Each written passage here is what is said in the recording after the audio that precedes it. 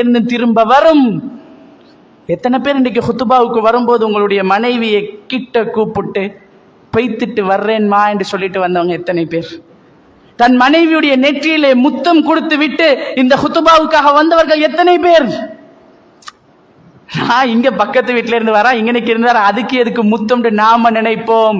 ரசூலுல்லாவுடைய வீடும் ரசூலுல்லாவுடைய அதாவது மஸ்ஜித் நபவியும் எப்படி ஒரு திரைதான், ஒரே ஒரு கர்டன். ஆனால் ஒவ்வொரு தொழுகைக்கும் 5 வக்துக்கும் ஒவ்வொரு தொழுகைக்கும் வரும்போதும் ரசூலுல்லாஹ் தன் மனைவியை முத்தமிட்டு விட்டு தான் வருவார்கள். சுப்ஹானல்லாஹ்.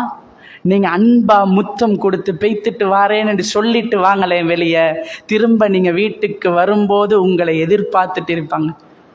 உங்களுக்காக எல்லாம் அன்பா பாசமா செஞ்சு வச்சு இருப்பாங்க. ஆனால் இன்றைக்கு நாம் பெண்களுடைய உணர்வை புரிந்து கொள்வதில்லை. வெறுமனே உடல் தேவையை நிறைவேற்றக்கூடிய ஒரு கருவியாகவும் வீட்டு வேலைகளை செய்யக்கூடிய ஒரு அடிமை பெண்ணாகவும் தான் நிறைய ஆண்கள் பார்க்கிறார்களே தவிர அவர்களை என் வாழ்க்கை துணை மனைவி என்றது யாரு? லைஃப் பார்ட்னர் என்றா என்ன? வாழ்க்கை துணை, என்னோட சேர்ந்து என்னுடைய வாழ்க்கையில பயணிக்க போற இந்த துணை.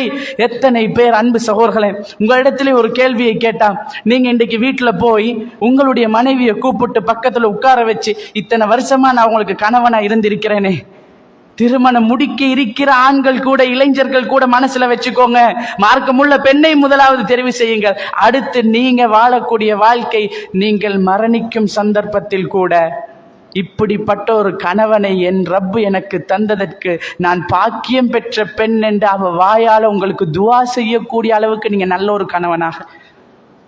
ரசூலுல்லாஹ் சொல்றாங்க, பெண்களிடத்துல வெறுப்புக்குரிய சில குணங்கள் இருக்கும். ஒரு மூமின் ஒரு குணத்தை கண்டு கோபப்படுறாரா, அவர் வெறுக்க வேண்டாம். அல்லாஹ்வுடைய தூதர் சொல்றாங்க, வெறுக்க வேண்டாம். ஏன் தெரியுமா? அவளுடைய இன்னொரு குணம் நல்ல குணமா இருக்கும். அந்த ஒரு கெட்ட குணம், அதனால வெறுத்துறாதீங்க. அவளுடைய மற்ற குணங்களை, நல்ல குணங்களை பாருங்கள். அதை வைத்து அவளை பற்றி நல்லா நினைங்க.